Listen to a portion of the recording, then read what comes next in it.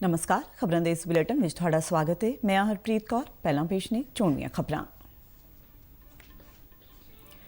केंद्रीय मंत्री रामविलास पासवान का अज पटना विखे पूरे सरकारी सन्मानां नाल अंतिम संस्कार किया गया। अंतिम संस्कार विच केंद्रीय मंत्री रविशंकर प्रसाद केंद्र सरकार की तरफों शामिल हुए। बिहार के मुख्यमंत्री नीतीश कुमार, उप मुख्यमंत्री सुशील कुमार मोदी ते अनेक उगे नेतावां ने पटना विच रामविलास पासवान नूं अंतिम श्रद्धांजलियां दित्तियां।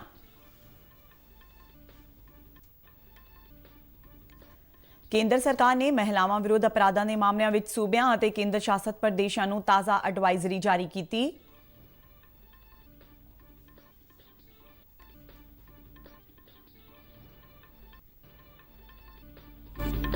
देश में कोरोना तो ठीक होने की दर 85.81% हुई।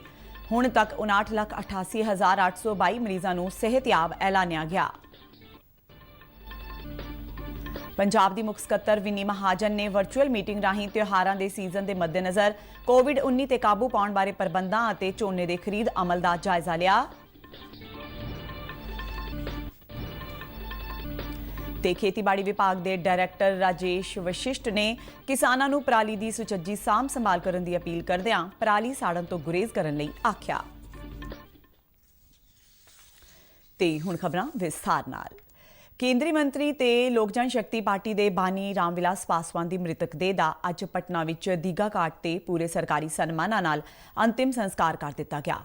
अंतिम संस्कार मौके भारी गिणती विच सियासी आगू, पार्टी कार्यकर्ता अते होर वख-वख पार्टियां दे नुमाइंदे मौजूद सन।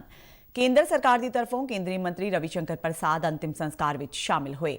उन्हां तो इलावा बिहार के मुख्यमंत्री नीतीश कुमार, उप मुख्यमंत्री सुशील कुमार मोदी, विरोधी धिर दे आगू तेजस्वी प्रसाद यादव आदि ने भी अंतिम संस्कार मौके रामविलास पासवान नूं श्रद्धांजलियां भेंट कीतियां। रामविलास पासवान के परिवारक मैंबरां ते प्रशंसकां ने उन्हां नूं सेजल अखां नाल विदाई दित्ती। पुलिस की टुकड़ी ने हथियार मुद्दे करके रामविलास पासवान नूं श्रद्धांजलि भेंट की। रामविलास पासवान के पुत्र चिराग पासवान ने अपने पिता की चिखा नूं अग्नि दिखाई। इस तो पहला बीती शाम रामविलास पासवान की मृतक देह नूं नवीं दिल्ली तो एक विशेष हवाई जहाज़ राही पटना लिआंदा गया। लोकां दे दर्शनां लई मृतक देह नूं बिहार के असैंबली हाल विच रखिया गया सी, जिथे वख-वख सियासी आगूआं वल्लों उन्हां नूं शरधा दे फुੱਲ भेंट किए गए। इस तो बाद रामविलास पासवान की मृतक देह नूं लोक जनशक्ति पार्टी के दफ्तर विच रखिया गया, जिथों उन्हां नूं उन्हां दी रिहाइश ते लिआंदा गया।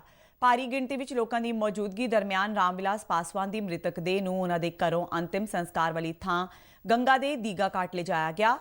रामविलास पासवान का लंबी बीमारी तो बाद बीते वीरवार दिल्ली के एक हस्पताल विच देहांत हो गया सी। वो 74 वरियां दे सन। रामविलास पासवान 8 वार लोक सभा लई चुने गए अते हुण वो बिहार के हाजीपुर हल्के तो लोक सभा मैंबर सन। रामविलास पासवान नूं देश के उगे दलित नेता वजों जाणिया जांदा सी।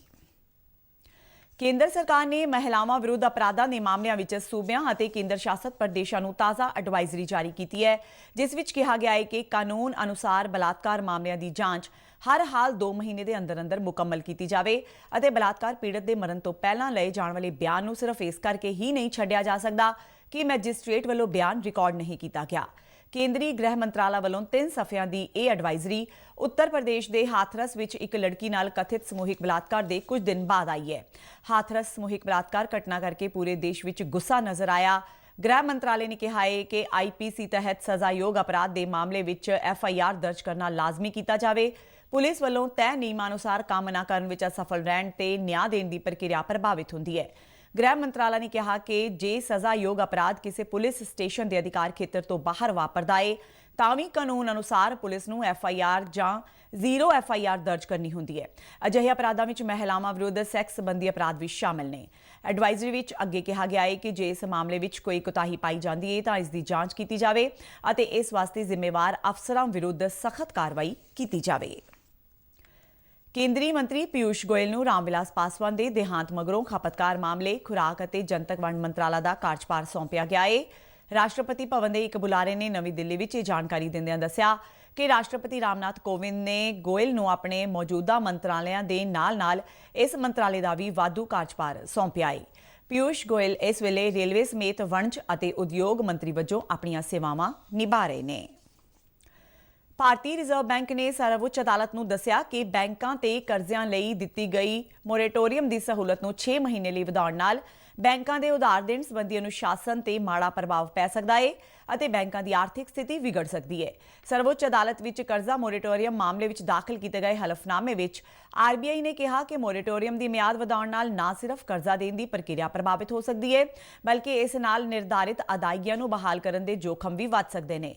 ਆਰਬੀਆਈ ਨੇ ਇਹ ਹਲਫਨਾਮਾ ਕੋਵਿਡ-19 ਨਾਲ ਸੰਬੰਧਿਤ ਵੱਖ-ਵੱਖ ਖੇਤਰਾਂ ਉੱਪਰ ਪਏ ਪ੍ਰਭਾਵ ਅਤੇ ਕਰਜ਼ਾ ਮੋਰੇਟੋਰੀਅਮ ਤੇ ਜਾਰੀ ਕੀਤੇ ਗਏ ਨੋਟੀਫਿਕੇਸ਼ਨਾਂ ਤੇ ਸਰਕੂਲਰਾਂ ਦੇ ਮੱਦੇਨਜ਼ਰ ਕਰਜ਼ੇ ਦੀ ਮੁੜ ਤੋਂ ਸੰਰਚਨਾ ਤੇ ਕੇਵੀ ਕਾਮਤ ਕਮੇਟੀ ਦੀਆਂ ਸਿਫਾਰਸ਼ਾਂ ਦੇ ਮੱਦੇਨਜ਼ਰ ਕੇਂਦਰ ਅਤੇ ਆਰਬੀਆਈ ਨੂੰ 5 ਅਕਤੂਬਰ ਦੇ ਹੁਕਮ ਦੇ ਚਲਦਿਆਂ ਦਾਖਲ ਕੀਤਾ ਗਿਆ ਹੈ।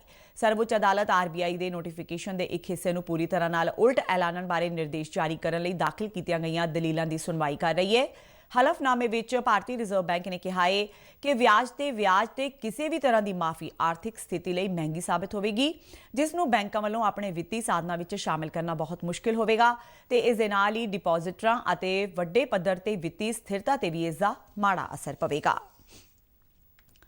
ਭਾਰਤੀ ਫੌਜ ਨੇ ਇਸ ਵੇਲੇ ਜੰਮੂ ਕਸ਼ਮੀਰ ਵਿੱਚ ਪਾਕਿਸਤਾਨ ਵੱਲੋਂ ਕੀਤੀਆਂ ਜਾਣ ਵਾਲੀਆਂ ਘੁਸਪੈਠ ਦੀਆਂ ਵੱਡੀਆਂ ਕੋਸ਼ਿਸ਼ਾਂ ਨੂੰ ਨਾਕਾਮ ਕਰਨ ਵਿੱਚ ਵੱਡੀ ਕਾਮਯਾਬੀ ਹਾਸਲ ਕੀਤੀ ਹੈ ਤੇ ਇਸ ਨਾਲ ਸੂਬੇ ਦੀ ਅੰਦਰੂਨੀ ਸਥਿਤੀ ਵਿੱਚ ਵੀ ਸੁਧਾਰ ਆਉਣ ਦੀ ਸੰਭਾਵਨਾ ਹੈ।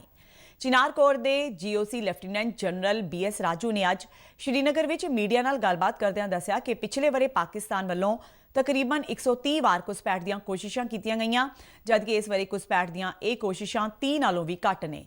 ਉਹਨਾਂ ਦੱਸਿਆ ਕਿ ਇੰਟੈਲੀਜੈਂਸ ਦੀਆਂ ਰਿਪੋਰਟਾਂ ਮੁਤਾਬਕ ਪਾਕਿਸਤਾਨ ਵਾਲੇ ਪਾਸੇ ਤਕਰੀਬਨ 250 ਤੋਂ 300 ਅੱਤਵਾਦੀ ਨੇ ਜੋ ਭਾਰਤੀ ਖੇਤਰ ਵਿੱਚ ਘੁਸਪੈਠ ਦੀ ਤਾਕ ਵਿੱਚ ਨੇ। ਉਹਨਾਂ ਕਿਹਾ ਕਿ ਭਾਰਤੀ ਫੌਜ ਇਹਨਾਂ ਘੁਸਪੈਠੀਆਂ ਨੂੰ ਭਾਰਤ ਵਿੱਚ ਦਾਖਲ ਹੋਣ ਤੋਂ ਰੋਕਣ ਲਈ ਹਰ ਵਾਰ ਲਗਾ ਰਹੀ ਹੈ ਤੇ ਇਸ ਨੂੰ ਕਾਮਯਾਬੀ ਵੀ ਹਾਸਲ ਹੋਈ ਹੈ। ਇਸੇ ਦੌਰਾਨ ਭਾਰਤੀ ਫੌਜ ਨੇ ਪਾਕਿਸਤਾਨ ਵੱਲੋਂ ਆਪਣੇ ਕਬਜ਼ੇ ਹੇਠਲੇ ਕਸ਼ਮੀਰ ਤੋਂ ਵੱਡੀ ਮਾਤਰਾ ਵਿੱਚ ਅਸਲਾ ਤੇ ਗੋਲਾ ਬਾਰੂਦ ਭੇਜਣ ਦੀ ਕੋਸ਼ਿਸ਼ ਨੂੰ ਨਾਕਾਮ ਕਰਦਿਆਂ ਭਾਰੀ ਮਾਤਰਾ ਵਿੱਚ ਆਟੋਮੈਟਿਕ ਹਥਿਆਰ ਤੇ ਜੰਗੀ ਸਾਜ਼ੋ ਸਮਾਨ ਬਰਾਮਦ ਕੀਤਾ ਹੈ। ਰੱਖਿਆ ਮੰਤਰਾਲਾ ਦੇ ਬੁਲਾਰੇ ਕਰਨਲ ਰਾਜੇਸ਼ ਕਾਲੀਆ ਨੇ ਸ਼੍ਰੀਨਗਰ ਵਿੱਚ ਦੱਸਿਆ ਕਿ ਭਾਰਤੀ ਫੌਜ ਦੇ ਜਵਾਨਾਂ ਨੇ ਕੇਰਨ ਸੈਕਟਰ ਵਿੱਚ ਕਿਸ਼ਨ ਗੰਗਾ ਦਰਿਆ ਪਾਰੋਂ ਅੱਤਵਾਦੀਆਂ ਵੱਲੋਂ ਇੱਕ ਰੱਸੀ ਨਾਲ ਬੰਨੀ ਰਾਹੀਂ ਕੁਝ ਚੀਜ਼ਾਂ ਨੂੰ ਭੇਜਦਿਆਂ ਵੇਖਿਆ ਤਾਂ ਇਲਾਕੇ ਨੂੰ ਘੇਰਾ ਪਾ ਲਿਆ। ਉਹਨਾਂ ਦੱਸਿਆ ਕਿ ਤਲਾਸ਼ੀ ਲੈਣ ਤੇ 74 AK ਰਾਈਫਲਾਂ, 8 ਮੈਗਜ਼ੀਨਾਂ ਤੇ 240 ਕਾਰਤੂਸਾਂ ਸਮੇਤ ਕਾਫੀ ਹੋਰ ਜੰਗੀ ਸਾਜ਼ੋ ਸਮਾਨ ਬਰਾਮਦ ਕੀਤਾ ਗਿਆ ਹੈ। ਪਾਕਿਸਤਾਨ ਦੀ ਫੌਜ ਨੇ ਬੀਤੀ ਰਾਤ ਜੰਮੂ ਕਸ਼ਮੀਰ ਦੇ ਪੁੰਛ ਜ਼ਿਲ੍ਹੇ ਵਿੱਚ ਕੰਟਰੋਲ ਰੇਖਾ ਨਾਲ ਲੱਗਦੇ ਇਲਾਕਿਆਂ ਵਿੱਚ ਬਿਨਾਂ ਕਿਸੇ ਪੜਤਾੜ ਦੇ ਗੋਲੀਬਾਰੀ ਕੀਤੀ। ਇੱਕ ਸੁਰੱਖਿਆ ਬੁਲਾਰੇ ਨੇ ਅੱਜ ਸਵੇਰੇ ਜੰਮੂ ਵਿੱਚ ਦੱਸਿਆ ਕਿ ਬੀਤੀ ਰਾਤ ਤਕਰੀਬਨ 1:30 ਵਜੇ ਪਾਕਿਸਤਾਨੀ ਫੌਜ ਨੇ ਗੋਲੀਬੰਦੀ ਦੀ ਉਲੰਘਣਾ ਕਰਦਿਆਂ ਛੋਟੇ ਹਥਿਆਰਾਂ ਨਾਲ ਗੋਲੀਬਾਰੀ ਕੀਤੀ ਤੇ ਨਾਲ ਹੀ ਮੋਰਟਾਰ ਦੇ ਗੋਲੇ ਦਾਗੇ। ਬੁਲਾਰੇ ਨੇ ਕਿਹਾ ਕਿ ਪਾਕਿਸਤਾਨ ਨੇ ਜ਼ਿਲ੍ਹੇ ਵਿੱਚ ਮਾਨਕੋਟੇ ਸੈਕਟਰ ਨਾਲ ਲੱਗਦੇ ਸ਼ਹਿਰੀ ਖੇਤਰਾਂ ਨੂੰ ਨਿਸ਼ਾਨਾ ਬਣਾ ਕੇ ਇਹ ਗੋਲੀਬਾਰੀ ਕੀਤੀ। ਉਹਨਾਂ ਕਿਹਾ ਕਿ ਭਾਰਤੀ ਫੌਜ ਨੇ ਵੀ ਪਾਕਿਸਤਾਨ ਦੀ ਇਸ ਕਾਰਵਾਈ ਦਾ ਮੂੰਹ ਤੋੜਵਾਂ ਜਵਾਬ ਦਿੱਤਾ। ਇਸ ਤੋਂ ਪਹਿਲਾਂ ਕੱਲ ਪਾਕਿਸਤਾਨੀ ਫੌਜ ਨੇ ਪੁੰਛ ਜ਼ਿਲ੍ਹੇ ਦੇ ਸ਼ਾਹਪੁਰ, ਕੀਰਨੀ ਅਤੇ ਕਾਸਬਾ ਸੈਕਟਰਾਂ ਵਿੱਚ ਗੋਲੀਬੰਦੀ ਦੀ ਉਲੰਘਣਾ ਕੀਤੀ ਸੀ। ਦੇਸ਼ ਵਿੱਚ ਕੋਰੋਨਾ ਮਰੀਜ਼ਾਂ ਦੀ ਗਿਣਤੀ ਵਿੱਚ ਪਿਛਲੇ 3 ਹਫ਼ਤਿਆਂ ਤੋਂ ਲਗਾਤਾਰ ਗਿਰਾਵਟ ਦੇਖੀ ਜਾ ਰਹੀ ਹੈ। ਪਿਛਲੇ 24 ਘੰਟਿਆਂ ਦੌਰਾਨ 82,753 ਕੋਵਿਡ ਮਰੀਜ਼ ਸਿਹਤਯਾਬ ਹੋਏ ਨੇ, ਜਿਸ ਨਾਲ ਦੇਸ਼ ਵਿੱਚ ਕੋਵਿਡ ਦੇ ਜ਼ੇਰੇ ਇਲਾਜ ਮਰੀਜ਼ਾਂ ਦੀ ਗਿਣਤੀ 8,83,185 ਰਹਿ ਗਈ ਹੈ। ਦੇਸ਼ ਵਿੱਚ ਕੋਰੋਨਾ ਮਰੀਜ਼ਾਂ ਦੇ ਠੀਕ ਹੋਣ ਦੀ ਦਰ 85.81% ਹੋ ਗਈ ਹੈ। ਹੁਣ ਤੱਕ 59,88,822 ਤੋਂ ਵੱਧ ਕੋਵਿਡ ਮਰੀਜ਼ਾਂ ਨੇ ਇਸ ਵਾਇਰਸ ਤੋਂ ਨਿਜਾਤ ਹਾਸਲ ਕੀਤੀ ਹੈ। ਇਹ ਦੁਨੀਆ ਭਰ ਵਿੱਚ ਮਰੀਜ਼ਾਂ ਦੇ ਠੀਕ ਹੋਣ ਦੀ ਸਭ ਤੋਂ ਵੱਡੀ ਗਿਣਤੀ ਹੈ। ਇਸ ਮਹਾਮਾਰੀ ਨਾਲ ਮਰਨ ਵਾਲਿਆਂ ਦੀ ਦਰ 1.54% ਰਹਿ ਗਈ ਹੈ। ਪਿਛਲੇ 24 ਘੰਟਿਆਂ ਦੌਰਾਨ ਇਸ ਮਹਾਮਾਰੀ ਨਾਲ 926 ਮੌਤਾਂ ਹੋਈਆਂ ਨੇ। ਦੇਸ਼ ਵਿੱਚ ਹੁਣ ਤੱਕ ਕੋਵਿਡ ਨਾਲ 1,07,416 ਮੌਤਾਂ ਹੋ ਚੁੱਕੀਆਂ ਨੇ। ਪਿਛਲੇ 24 ਘੰਟਿਆਂ ਦੌਰਾਨ 73,272 ਨਵੇਂ ਮਾਮਲਿਆਂ ਦੀ ਪੁਸ਼ਟੀ ਹੋਈ ਹੈ, ਜਿਸ ਨਾਲ ਦੇਸ਼ ਵਿੱਚ ਕੋਰੋਨਾ ਦੀ ਪੁਸ਼ਟੀ ਵਾਲੇ ਕੁੱਲ ਮਾਮਲਿਆਂ ਦੀ ਗਿਣਤੀ 69,79,000 ਤੋਂ ਵੱਧ ਹੋ ਗਈ ਹੈ। ਪੰਜਾਬ ਦੀ ਮੁੱਖ ਸਕੱਤਰ ਵਿਨੀ ਮਹਾਜਨ ਨੇ ਵਰਚੁਅਲ ਮੀਟਿੰਗ ਰਾਹੀਂ ਸੂਬੇ ਵਿੱਚ ਆਉਂਦੇ ਤਿਉਹਾਰਾਂ ਦੇ ਸੀਜ਼ਨ ਦੇ ਮੱਦੇਨਜ਼ਰ ਕੋਵਿਡ-19 ਤੇ ਕਾਬੂ ਪਾਉਣ ਬਾਰੇ ਪ੍ਰਬੰਧਾਂ ਅਤੇ ਤਿਆਰੀਆਂ ਦਾ ਜਾਇਜ਼ਾ ਲਿਆ।